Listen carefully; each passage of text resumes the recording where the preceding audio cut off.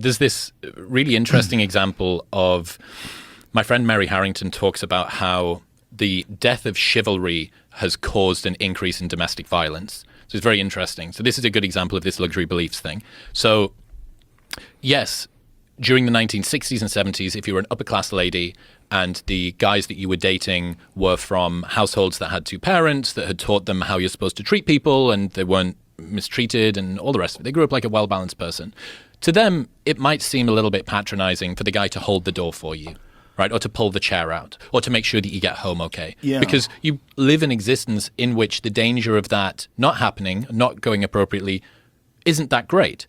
Now, what wasn't understood by a lot of the upper-class feminists that were talking about this derogation of chivalry that they wanted was that that doesn't necessarily work for the working class or the underclass woman who is dating a man whose father beat him, or stepfather beat him, or didn't have a father, or was homeless, or addicted to drugs, or in violent crime. And she thinks it's a direct line, a single spectrum from you should hold the door open for women to you shouldn't beat your wife. And I think that it's true. Women should be seen as something that requires additional protection, that are precious and should be respected. If you derogate the stuff up here, sure, maybe it means that you liberate some of the upper class women to be able to go and do whatever they want. But what does this cause downstream when you don't have those guardrails in place for the men that the lower class women are dating? Yeah, well, just all men, period. And it should be, and here's the thing, this is how it's looked upon in the martial arts world. If I know that I can fuck you up and I fuck you up, I'm probably a bad person. It's never good that a guy who is like some trained killer goes after some regular guy, picks a fight with him and fucks him up. It's never thought of as good. It's always negative, like almost entirely negative. Like the entire fan base will recognize that terrible behavior. So if you're a man and you have someone who is your wife and she's smaller than you and female, you have the craziest advantage physically. It's the most awful tyranny physically if violence is involved. If you decide that you're going to start swinging and teaching people lessons and then lying to police about how someone got hurt and, oh, she fell down the stairs. And if you grow up seeing that, that's even maybe more fucked up because that's your model for what, and that's probably what their model was when they were growing up. But it's, as men, we have to look at that as the weakest of most disgusting behaviors, including beating up on people that are weak. Well, that's the reason for the male monkey dance, as it's called. The reason for that is that it's rivalry between two potentially matched males, and we don't know who's going to win. Yeah. That's the reason for the conflict. If there's a huge disparity, what's the point for the conflict? You already know who's going to win, right? That's why beating up a 70-year-old guy or a 10-year-old boy isn't a big deal. But if you're a 21-year-old dude that's about this is exactly why you have weight classes, right? It's to create this degree of intrigue and fairness in the rivalry. 100%. 100%. Yeah, if a heavyweight beat up on a bantamweight, everyone would be furious.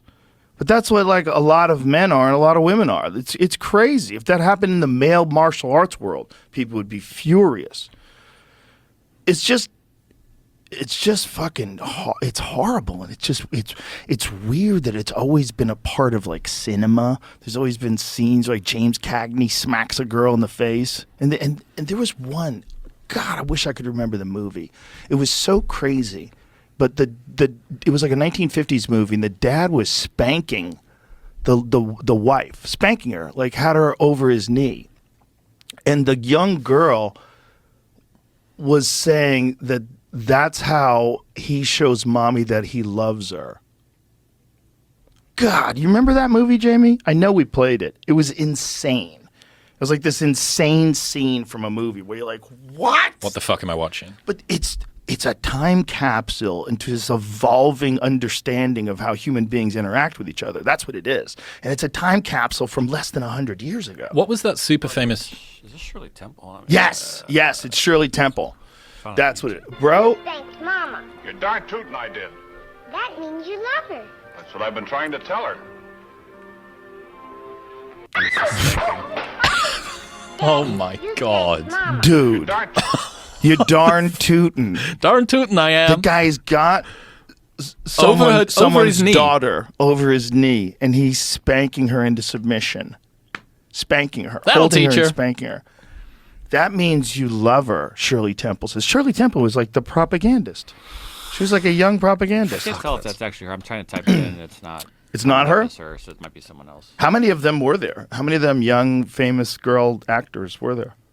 How many of them came out great? Zero? It's a mixed bag. Britney Spears is a work in progress. I do not think children should be developing in front of the world. I think that's an insane amount of pressure. I think becoming famous in front of the world is an insane amount of pressure. Becoming a child and as you're growing up, you're in front of the world. That's not manageable. Like no one's designed like that. You're going to blow the hardware. I had this idea about, we always hear the problems of child stars. Macaulay Culkin, Britney Spears, too Yeah. much fame, too young. And I don't disagree that thinking about, oh my God, this person's basically never known the world without adoration and attention and focus and scrutiny and all that stuff. Right. But there's a really interesting question about what happens if you're a, let's say, for example, Canadian psychologist who's been working away in the dusty annals of some university for a while. Well, And out of nowhere, you get thrust into the limelight, and then this bald MMA commentator plucks you out of obscurity, and now you're one of the most talked about people on the planet. yeah. The interesting thing here is, as the child, yes, you didn't know what the world was like before. I understand that can be disquieting. But what about when you had a sense of self? Right. What about when you thought you knew who you were and your place in the world and your place in the status hierarchy, as Will would say? Yeah. What about that? And then you just get ripped from your moorings and you're just out in space and the ISS is going past you and you're whoosh. You're certainly going to make some mistakes. There's no way around it. You've never managed those waters before. If you just get in a raft for the first time and you're going down white waters to navigate, you're probably going to fall in. Like, you're probably not good at this. If You the don't- you don't know how acceleration to is do quick that. as well. Yeah, if you're in a kayak and you're hitting rocks, you're probably going to fall in. You don't know what the fuck you're doing. But once you figure out what you're doing, then you can kind of achieve some sort of level of balance. But for him, I think a lot of it was exacerbated by the benzodiazepine thing.